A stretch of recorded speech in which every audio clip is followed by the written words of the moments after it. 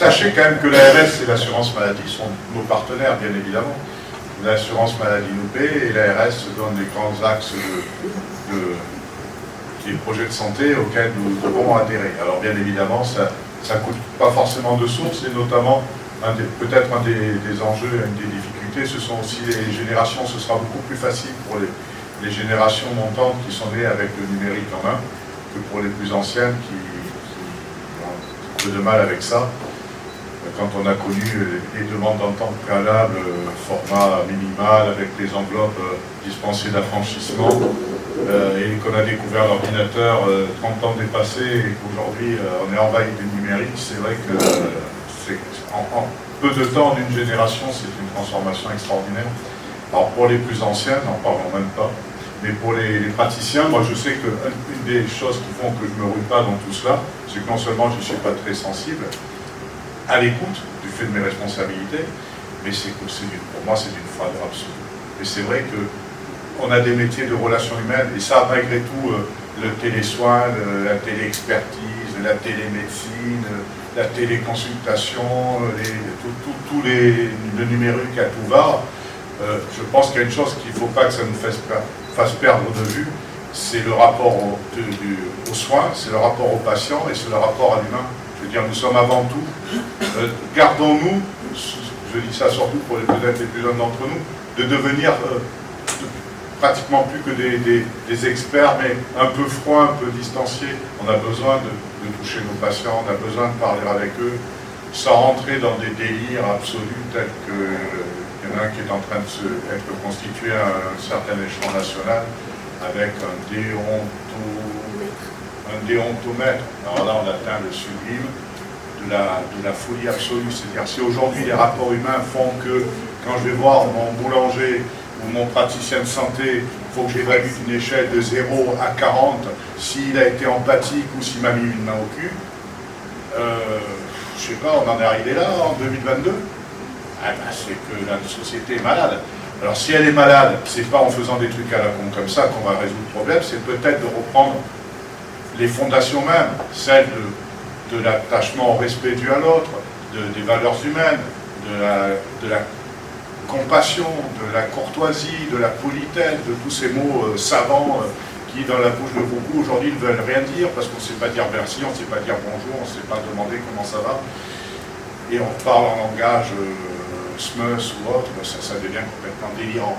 Donc, oui, il y a tous ces progrès-là, bien évidemment, l'intelligence artificielle, bien évidemment, mais si elle doit compenser la connerie humaine, l'intelligence artificielle, c'est qu'il y a quand même un problème, quand même. Donc, assurons-nous de ce qui fait que nous sommes des êtres humains, avant de partir dans des trucs parfois complètement délirants, quoi. Et le monde dans lequel on vit devient de plus en plus délirant. Alors oui, au numérique, mais il me semble qu'il y a un hôpital, je ne sais plus, à Choisy, me semble-t-il, là, qui vient de se faire hacker et à qui on a divulgué des tonnes de données de santé, alors qu'à mon avis, ils étaient super blindés. Moi, je sais pas, je suis pas fermé, mais je ne suis pas d'un enthousiasme débordant. Ça sent, je pense que ça se sent. Voilà. J'ai quelques éléments de réponse. Non, mais pour autant, je ne suis pas obtus. Hein. Non, je comprends. Mais moi, j'aime la relation humaine. Moi, je suis de l'époque du slow, tu vois. Donc, le collet serré, mais aujourd'hui, le collet serré, c'est interdit. C'est du harcèlement sexuel. Alors, je ne sais pas ce qui va nous rester. Bon, bref, excusez-moi, je dérape, mais ça, j'ai une fâcheuse tendance à cela.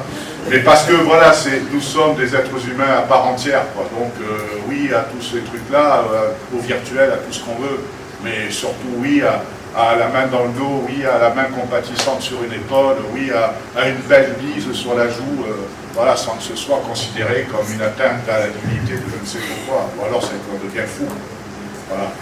Gilles le collet serré, quoi. Allez. C'est important. Excuse-moi, alors, on a eu plein de projets, on en a fait plein. On en a fait, Alain est parti, la formation sur le Covid long, on a fait des formations qui ont un certain temps marché, mais je pense que la période Covid a cassé une dynamique sur la détection des problématiques de peau, donc peut-être des cancers cutanés. Ce sont des formations auxquelles il faut se rendre, sachant que je ne savais pas, nous l'avons appris, que nous avions, en tant que masseur-kinésithérapeute, une équivalence d'assistant dermatologue. Donc quand vous n'aurez plus assez de boulot, vous pourrez toujours faire assistant dermatologue, mais avant tout ça, venez faire la formation de l'URPS sur la détection des pathologies dermatologiques. On a fait des formations gestes de premier secours, on en a fait tellement que pour le coup je m'y perds, mais on a encore beaucoup de choses à faire et à vous proposer. Donc, nous avons... Comment? Ah, il va me les présenter. Oui, allez-y, parce qu'il faut que tu dises que des bêtises. Oui, il reprend le micro parce qu'on parle de bah, donc, et surtout, soyez à nos côtés, parce que sans vous, on ne peut rien faire, sinon ça ne sert à rien. Merci. Génial, voilà. Je vais prendre par la main pour les contact. Oui, il faut juste un juste milieu, parce que c'est vrai que le numérique, c'est très chronophage pour nous. Alors, il y a plein de missions au niveau de l'URPS. On va essayer de voir ce qu'on fait actuellement. Alors, l'URPS est une des rares URPS à avoir sur 2 régions, donc 2 ARS. Mayotte qui travaille sur cette année, les 2 ARS se sont dissociés. En janvier. Avant, c'était ARS OI et maintenant ARS Réunion, ARS Mayotte. Réunion en janvier 2020. Donc ça, c'est l'affiche du Salon Réduca où on va faire la promotion de la Réunion et de Mayotte pour les kinésithérapeutes cette année. Début octobre. Début octobre. Donc 2 régions, 2 départements, 2 ARS, une seule URPS. Actuellement, il y a le plan régional de santé qui est réactualisé. Donc on a envoyé avant le 30 nos desiderata à l'ARS et les discussions après vont poursuivre jusqu'à début 2023 pour valider le nouveau plan régional de santé. Et Mayotte fait de même de son côté. Alors, une répartition à la Réunion, on est à peu près 2000 kinés en tout et 1500 kinés libéraux sur la Réunion. Sur Mayotte, Laurie nous présentera sa présentation.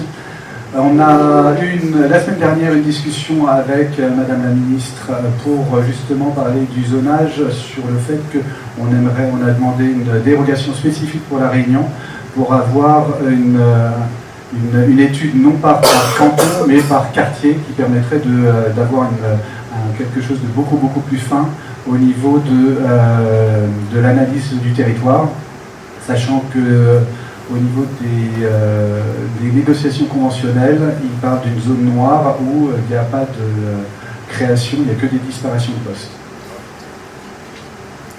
Alors le défi ICOP qu'on verra dans les jours suivants, c'est l'URPS qui a lancé la promotion du défi sur la Réunion et sur Mayotte.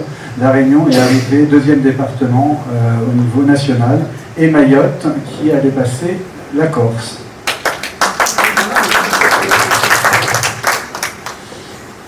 Le congrès qu'on a depuis janvier de l'année dernière concrétisé, ce qui a été compliqué, à savoir le nombre de jours, les participants qu'on devait faire venir, les sujets à aborder, quelque chose de très long à organiser.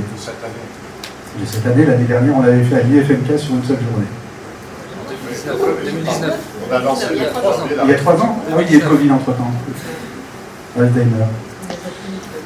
Donc le PRS qu'on a fait, que c'est lancé. Les formations Homegrown, donc c'est des soirées thématiques sur la prévention des détections des patients à risque cutané. On va relancer encore l'année prochaine.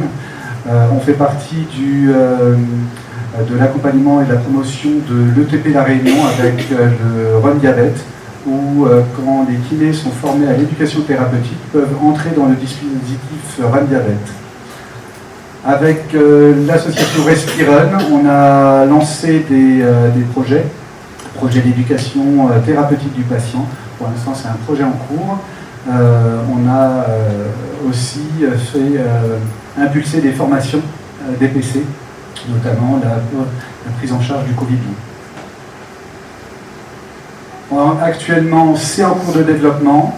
C'est lancé, c'est l'annuaire kiné qui sera interopérable avec les fichiers nationaux sur le fait que tout kiné qui rentre sur le territoire sera automatiquement sur l'annuaire et tout kiné qui sort sera aussi mis retiré de l'annuaire parce qu'il y a beaucoup de rentrées et de sorties. Donc c'est un annuaire qui se réactualise tout seul et vous pourrez accéder par vous-même à vos fiches où il y a des recherches multicritères, des critères à la fois de matériel, piscine, si vous avez le Cineox ou autre appareil, ou des critères de spécificité. Si vous faites de la kiné du sport, de la kiné respiratoire, périnéale et autres. Et pour quand? Pour quand? Ça sera début 2023. Sachez. Il sera accessible aux professionnels de santé, aux patients aussi, et aux établissements pour pouvoir nous référencer avec notre numéro RPPS. Alors l'annuaire, voilà, lieu d'exercice, équipement, éducation. Si on fait partie d'un service au niveau régional, d'un réseau, localisation avec les exercices spécifiques.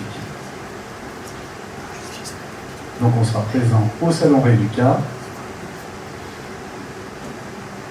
L'URPS, depuis maintenant l'année dernière, participe à des prix pour féliciter les nouveaux diplômés et pour pouvoir les féliciter de rentrer dans la vie professionnelle. C'est un lien qu'on essaie de faire avec l'école.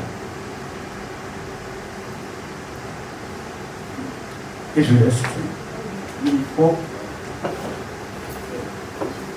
Alors,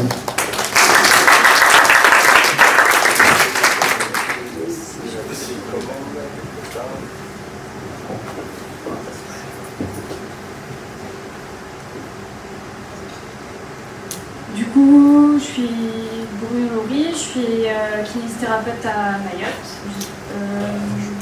Délégué URPS avec monsieur Aliani qui n'a pas pu être présent sur le congrès. Je crois que c'est ça. Alors on va vous parler un peu de Mayotte. Comme on a expliqué, comme j'ai expliqué ce matin, on est vraiment très peu de kinés sur l'île. Mais déjà, Mayotte, c'est une situation, c'est le 101e département français. Depuis mars 2011, on est un département. Avant, c'était un tome. Donc, c'est vraiment un jeune département. Donc, il y a aussi les problématiques de jeunes départements qui peuvent être la pauvreté aussi, et puis l'entrée dans tout ce qui est niveau politique, etc. de département. On est approximativement 400 000 recensés au niveau des habitants en 2022. À savoir que dans ces 400 000, c'est approximatif parce qu'on a beaucoup de personnes sans papier qui viennent des Comores ou de Mada ou même de l'Afrique. Donc c'est vrai que ça c'est compliqué à Mayotte parce que on n'arrive jamais trop à savoir le nombre d'habitants et du coup aussi une autre chose qui est compliquée, c'est le seuil de pauvreté. Du coup toute cette population vit dans des bangas. Donc c'est vrai que ça fait pas très vendeur à venir à Mayotte, mais c'est vraiment de l'humanitaire, on va dire, Mayotte. C'est un autre style de vie, c'est pas la Réunion. On n'a pas forcément accès à toutes les facilités qu'on a sur l'île de la Réunion, mais c'est aussi une expérience qui est enrichissante et à vivre. Sur l'île, on a un CHM à Mamoudzou. Du coup, on a un CHM à Mamoudzou et après on a sur l'île plusieurs dispensaires qui sont assez espacés. On va avoir des dispensaires au niveau du nord, du sud qui ont aussi des gros problèmes parce que de plus en plus nous avons des secteurs qui ferment parce qu'il n'y a pas que le problème de manque de kinés, il y a aussi le problème de manque de médecins. Vous voyez, nous sommes 390 docteurs au niveau médical et paramédical. Donc voilà, 72 kinés libéraux et 12 kinés au CHM. C'est peu pour les 400 000 habitants à peu près recensés. On évalue à peu près à 24 kinés pour 100 000 habitants. Voilà. Donc comme je disais, il n'y a pas que des problèmes au niveau des kinés, il y a aussi un problème de recrutement au niveau des médecins, des psychomodes, des ergothérapeutes et même des psychomotriciens avec qui on peut travailler. Donc voilà, n'hésitez pas à en parler autour de vous, ou même n'hésitez pas les médecins à venir, en sachant que le problème de Mayotte, c'est vraiment le turnover. Donc on est 18 cabinets sur toute l'île, voilà, on a découpé, on a fait cette année-là cette nouvelle affiche qui est au dos des ordonnances du CHM pour que aussi les patients sachent directement où nous sommes, avec nos coordonnées, etc. Donc c'était plus facile. Puis on est confronté à beaucoup d'illettrisme et de problèmes au niveau de l'éducation à Mayotte. Donc c'était plus facile pour eux de se repérer au niveau des couleurs et d'avoir des accès faciles. Donc voilà. Au niveau de l'activité à Mayotte, au niveau libéral, on est à 74% de domicile, ce qui est énorme. Avec l'ARS, on travaille vraiment sur le fait de faire venir les patients en ambulance au cabinet pour augmenter les prises en charge au cabinet qui peuvent être sur des temps vachement plus longs. Parce que c'est vrai que les domiciles, déjà si on est dans des bangas, donc des bidonvilles, on est des fois dans des secteurs un peu insalubres, où on n'a pas du tout de matériel, où on n'a pas accès à l'eau, des fois il n'y a pas d'électricité chez certaines personnes. Donc c'est vrai que faire venir au cabinet, c'est quand même pas mal. On a pas mal de spécificités. On est sur les 70 kinés. Malgré que l'accès à la formation est compliqué sur l'île, il y a beaucoup de jeunes kinés qui se forment en kiné du sport, en pédopériologie, en pédiatrie, beaucoup. Et ça va être le point d'honneur l'année prochaine, en 2023. Il va y avoir 3 formations qui vont venir sur l'île de Mayotte en pédiatrie. Car comme j'ai dit tout à l'heure, je ne l'ai peut-être pas dit, mais c'est la première maternité de France et la première maternité européenne. Donc on a vraiment ce besoin de spécialisation au niveau kiné pédiatrique. Voilà. Au niveau des relations interdisciplinaires qu'on peut avoir sur l'île, nous, en tant que kiné, tous, on se connaît. Déjà, ça c'est un truc qui est bien, c'est peut-être comme il y a 30 ans à La Réunion. Tout le monde se connaît et on travaille pas mal ensemble. On peut faire rapidement des réunions tous ensemble. On a une page Facebook, etc. Il y a un groupe WhatsApp où on peut communiquer tous ensemble quand il y a des choses importantes à dire. Au niveau des relations interdisciplinaires, du fait du manque de médecins et du turnover, on a du mal à avoir une vraie relation interdisciplinaire. Donc ça, c'est vraiment un point négatif qu'on peut avoir sur l'île. Du coup, au niveau des enjeux, on a quasiment tous le même, que ce soit hors ARS, sécurité sociale, c'est vraiment de faire venir les kinés sur l'île de Mayotte. Et pourquoi pas de désengorger un peu la Réunion et vous faire venir chez nous. Donc les problèmes rencontrés, alors cette photo elle peut choquer, mais c'est la réalité des choses et c'est important des fois de parler de la réalité. Oui, ça existe, les bangas comme ça, et puis ces décasages existent aussi. Alors, quand on parle d'insécurité, c'est souvent le premier mot qui ressort pour Mayotte. Ici, on est 3 à être des kinés à Mayotte, et je pense que tous les 3, on va assez bien. On n'est pas démembrés, on n'a pas de soucis. Alors oui, les agressions existent, peut-être qu'on a tous eu, mais on est encore là. Et non, mais c'est important à dire parce que c'est vrai que ça fait peur, mais de partout. Moi, je viens de Marseille. À Marseille, je sors pas la nuit toute seule en étant une femme. Donc, c'est ça aussi qu'il faut faire attention. C'est vrai que le problème n'est pas forcément que de l'insécurité à Mayotte, c'est aussi le problème homme-femme qu'on peut avoir dans d'autres régions ou d'autres problèmes de sécurité qu'on peut avoir ailleurs. C'est sûr qu'il est plus important. C'est une petite île. Donc les choses se savent plus vite. Par exemple, Julien m'a envoyé un message la semaine dernière, il y a eu une mort de bébé. Non, personne n'en a parlé. Et après, est-ce que ça n'arrive pas aussi en France? On en parle beaucoup plus à Mayotte, donc voilà, mais vraiment, on a des activités, on sort le soir, on a une vie à peu près normale, et il y a des restaurants, voilà, on a accès à quand même pas mal de choses. Et on ne se fait pas agresser tous les jours en sortant, en sachant que l'insécurité au niveau du travail, on ne l'a pas du tout. Il n'y a aucun kiné sur les 70 qui s'est fait agresser une fois en allant dans les bangas ou dans les bidonvilles. Au contraire, quand on est connu dans les bangas ou les bidonvilles par cette population, on est vachement respecté. parce que on les aide et on est des gens qui viennent dans leur quotidien et du coup ils nous respectent à 100%. Et des fois c'est des bons moyens aussi, c'est des bons moyens de connaître du monde dans certains quartiers qui peuvent être chauds, etc. Donc voilà. Il y a du coup le manque de relations interdisciplinaires dont j'ai parlé tout à l'heure.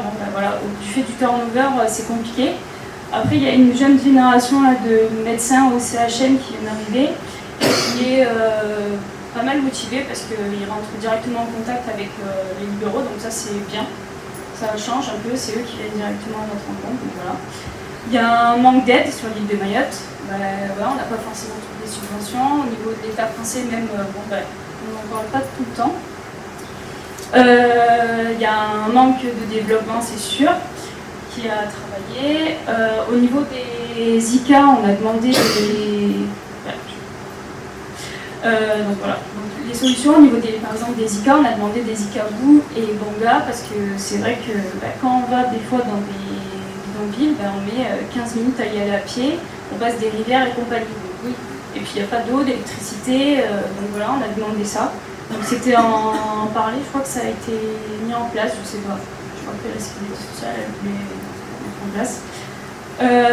Voilà, donc aussi au niveau de l'ordre, il y a une réduction du temps d'affiliation pour les kinés qui veulent venir au niveau de Mayotte. Donc ça peut être bien au niveau du temps de travail et tout. De toute façon, on a besoin de monde, voilà. Au niveau des cabinets, on a eu des aides de l'ARS pour les modernisations des cabinets.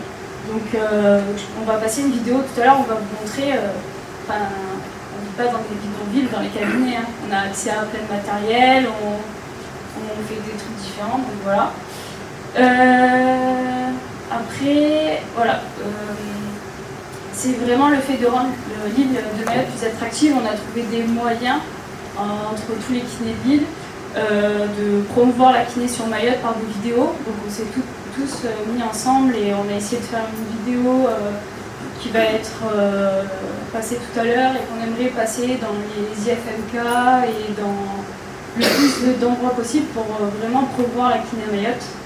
Et du coup, au niveau des IFMK, ce qu'on aimerait faire venir, c'est les étudiants. Le problème, c'était le logement et du coup l'insécurité, parce qu'il y a eu des étudiants qui sont venus à Mayotte et qui sont rapatriés à cause de, soi-disant, l'insécurité, mais c'était des étudiants qui sortaient vraiment tard le soir, tout le temps, et qui étaient tout le temps dans les rues qui ne font pas forcément, et qui étaient là plus pour faire la fête qu'autre chose, donc du coup c'était compliqué. Donc c'est vrai que c'est à savoir, il y a plein de choses que nous on sait parce qu'on vit depuis longtemps à Mayotte, mais il y en a d'autres qui non. Et du coup au niveau des IFMK, on a des propositions de logement qui sont le CHM à Mamdou qui ont des bâtiments.